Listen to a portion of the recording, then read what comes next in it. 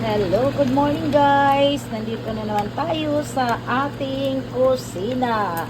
Ayan guys, gimikos-mikos natin ang ating nilulutong langka guys. Gulay na naman tayo ngayon guys. Ito yung ulam namin kagabi. Pero may mga natira kaya ating iniinit guys at nilagyan natin ng dahon sibuyas guys para preskong-presko guys ang ating gulay guys. Ayan guys, oh. Tingnan nyo guys. Wala kasi naming langka guys. Bumili na lang kami. Kasi naminis na natin kumain ng gulay na langka guys. At nilalagyan namin ng syempre toyo na tulingan guys. Ayan o. Inislice ang namin ng maliliit. Ayan. At saka nilagyan din natin ng puro na gata guys. Pure gata talaga guys. Hindi yung nasa dilata, kundi yung pure talaga na gata na galing pa sa ating probinsya, dinadala natin dito. O, diba guys? Ang sarap-sarap guys.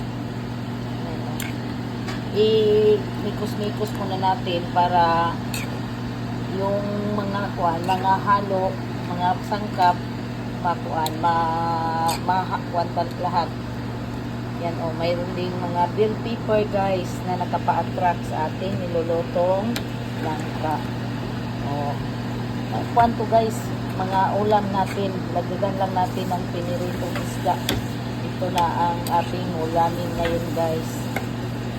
Ayan, sarap to guys.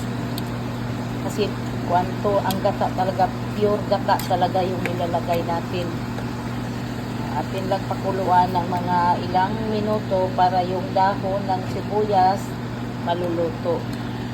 O, di ba guys? Yan. Sarap-sarap yan. Tikman natin.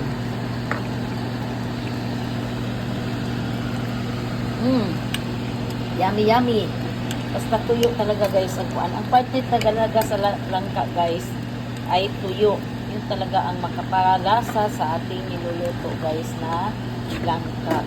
Ayan. At saka yung pag-slice rin sa tuyo, medyo maliit ang pagka-slice para hindi siya makuan, yung lasa niya ma-absorb din sa gulay na ginataan langka.